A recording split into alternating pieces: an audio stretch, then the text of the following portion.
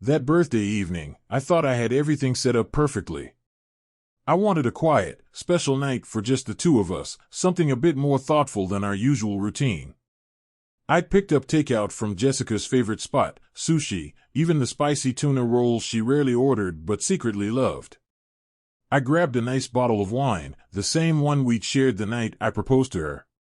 In my mind, this would be a simple night to remind us of how good we were together. When I walked through the front door, the house was silent, something that immediately struck me as strange. Jessica always had something going on in the background, music, a random show on TV.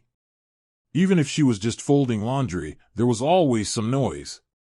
I figured she must have been upstairs, maybe getting ready or taking a few minutes to herself. I called out, "Jess, you home?" expecting her to toss back some witty remark about me being late, but the only response was an eerie silence. I kicked off my shoes, set down the food on the counter, and headed up the stairs, expecting to find her in our room. As I reached the top of the staircase, I noticed that the bedroom door was cracked open, and that's when I heard it, a soft laugh, a sound that stopped me in my tracks. It was sharp, almost flirtatious, a kind of laugh I hadn't heard from Jessica in years.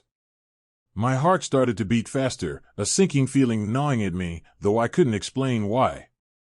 Curiosity mixed with dread pushed me forward, each step feeling heavier than the last. I nudged the door open, just enough to see inside.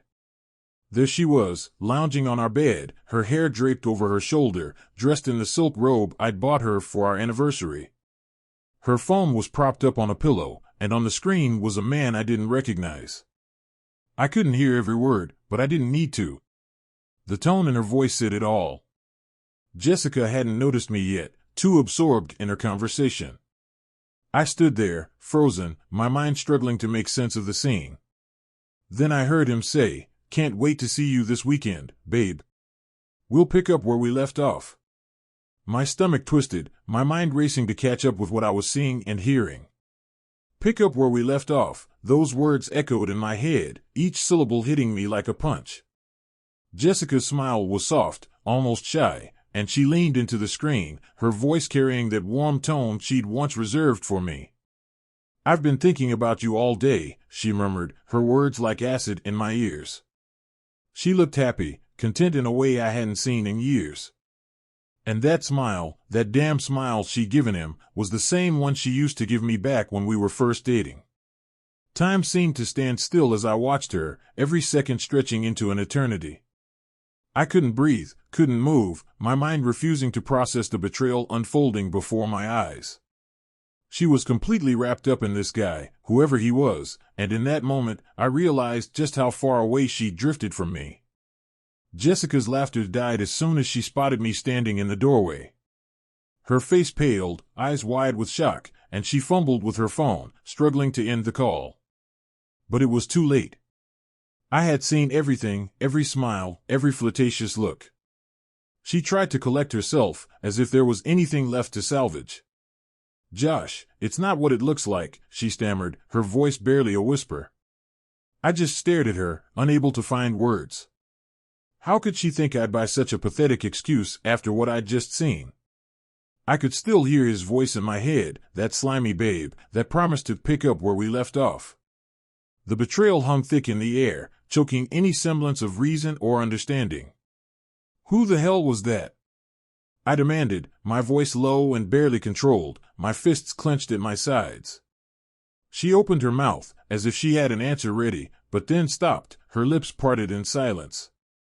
And in that silence, I saw her gears turning, trying to craft some kind of lie to explain it all away. But no words came. She just stood there, caught, and the weight of her silence pressed down on me harder than any confession she could have given. There was no shouting, no singing, just a heavy, suffocating stillness. I took one last look at her, at this stranger wearing my wife's face, and felt my entire world crumble. I turned on my heel, walked out of the bedroom, and headed straight out the front door without looking back. I didn't have the words, and even if I did, what would they matter now? Jessica's betrayal had spoken loud enough. My mind was a blur as I climbed into my car, my body moving on autopilot.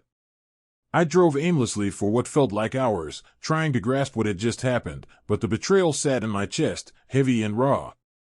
Eventually, I found myself at Ryan's place, my best friend since college.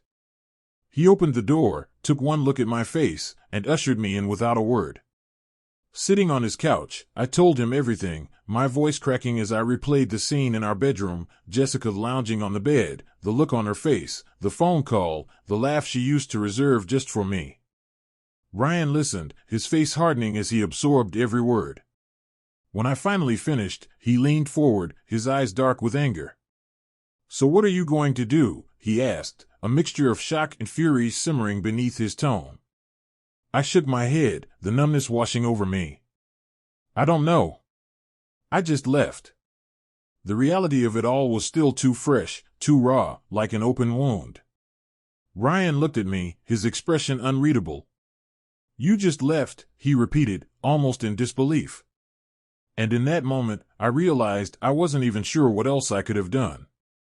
The days that followed were a haze. I couldn't bring myself to go back home, so I crashed at Ryan's place, dreading the inevitable confrontation.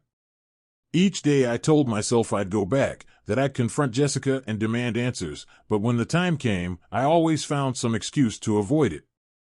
Work, late nights, errands, anything that could buy me a little more time. But eventually, there was no escaping it. I had to face her. When I finally walked through the front door, the house felt cold and foreign, like it didn't belong to me anymore. There, on the kitchen counter, was a note from Jessica. "Josh, we need to talk. I'm not going to let you ignore me forever." The nerve of her, acting like I was the one avoiding responsibility, like I was at fault for not rushing back to forgive her. That night, she came home as if nothing had happened, calm and composed, like we weren't standing on the edge of everything falling apart. Her heels clicked across the floor, and she gave me that half-smile she always wore when she wanted something. The sight of it made my skin crawl. I watched her move around the kitchen, making herself a glass of water, too casual for someone who'd been caught lying, cheating, and tearing our life apart. "Who was that guy?" I asked, voice tight, forcing myself to stay calm even as the anger churned inside me. Jessica froze, her hand gripping the glass a little too tightly before she set it down. She turned to face me, her expression carefully controlled. "Josh, it's not what you think. He's just a friend." I laughed, a bitter, hollow sound. "A friend?" I repeated, shaking my head. "You were practically undressing for him on FaceTime, Jessica. Friends don't talk like that." Her face hardened, her lips pressing into a thin line. "You don't understand," she said, her tone cool, as if I was the one being unreasonable. "I was lonely, Josh. You were never around. Always working late, or out with your friends. I needed someone to talk to." She looked at me, a flicker of defiance in her eyes, as though her choices were somehow justified by my long work hours. The words hit me hard. I could barely believe the way she was twisting things, trying to make me feel guilty, like her betrayal was somehow my fault. "So that's it?" I asked, my patience wearing thin. "You cheat on me because I work? Instead of talking to me, you run off to some other guy?" She rolled her eyes, crossing her arms in irritation. "Oh, don't play the saint, Josh. You barely even notice me anymore." Her tone was dismissive, almost mocking, and I felt my chest tighten as I realized how far gone she really was. I stood there, reeling from the sheer audacity of her words. It was like I didn't even recognize her anymore. There was no remorse, no apology, just deflection, as if the guilt was mine to bear. The Jessica I knew, the woman I'd loved, was gone.